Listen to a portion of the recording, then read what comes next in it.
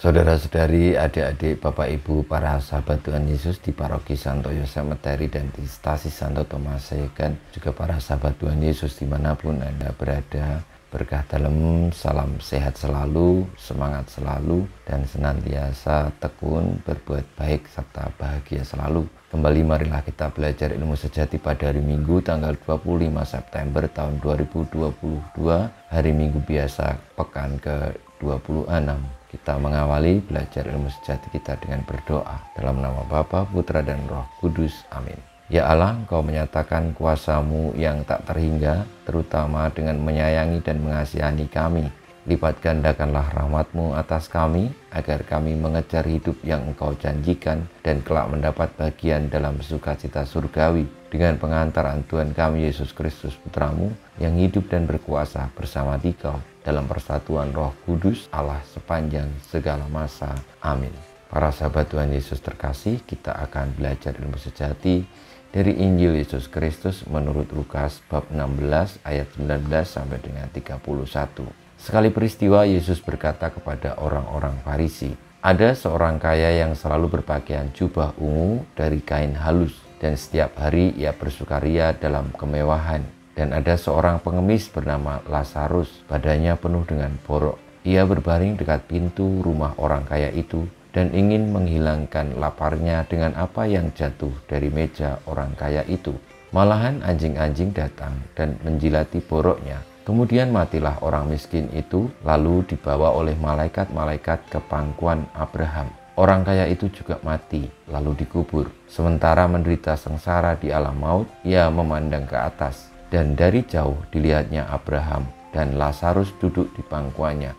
Lalu ia berseru, 'Bapa Abraham, kasihanilah aku.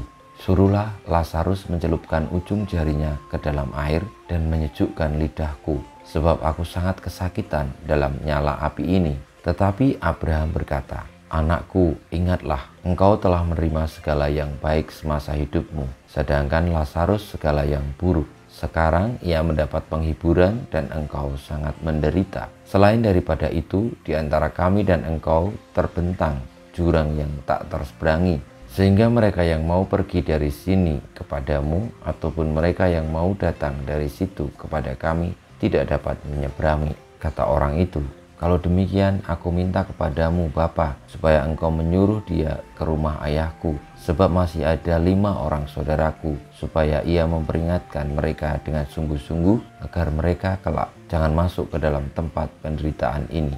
Tetapi kata Abraham, 'Ada pada mereka kesaksian Musa dan para nabi, baiklah mereka mendengarkan kesaksian itu.' Jawab orang itu, 'Tidak, Bapak Abraham, tetapi jika ada seorang yang datang dari antara orang mati kepada mereka, mereka akan bertobat.' Kata Abraham kepadanya, 'Jika mereka tidak mendengarkan kesaksian Musa dan para nabi, mereka tidak juga akan mau diyakinkan sekalipun oleh seorang yang bangkit dari antara orang mati.' Demikianlah sabda Tuhan. Terpujilah Kristus. Para sahabat Tuhan Yesus yang terkasih, sering di antara kita berpikir tentang adanya karma, yakni ketika perbuatan yang jahat dibalas dengan hukuman ataupun perbuatan yang baik diganjar dengan anugerah-anugerah yang menyenangkan. Di dalam iman kita, karma itu tidak ada. Yang ada adalah keadilan Tuhan. Dan keadilan Tuhan itu diberikan kepada mereka yang tekun percaya kepada Anak Manusia dengan selalu mengupayakan yang baik. Meskipun untuk itu di tengah-tengah dunia mengalami penderitaan karena sebagai konsekuensi dari kesetiaan terhadap kebaikan. Gambaran antara orang kaya dan Lazarus yang akhirnya mendapatkan keadilan Tuhan mengingatkan kita semua, marilah di dalam hidup ini kita juga percaya kan keadilan Tuhan itu menjadi nyata, bahwa apa yang kita perjuangkan di dunia ini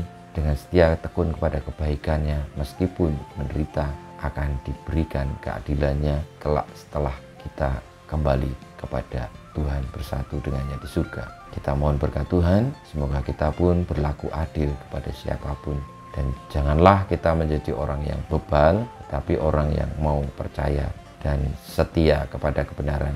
Kemuliaan kepada Bapa dan Putra dan Roh Kudus seperti pada permulaan sekarang selalu dan panjang segala abad. Amin. Ya Yesus, jadikanlah hati kami seperti hati-Mu. Tuhan, bersama-Mu dan bersama roh-Mu kita semua hidup kita, perjuangan kita untuk senantiasa tetap setia kepada keadilan Tuhan. Senantiasa dibimbing, dilindungi, diberkati Allah yang Maha Kuasa, Bapa, Putra, dan Roh Kudus. Amin.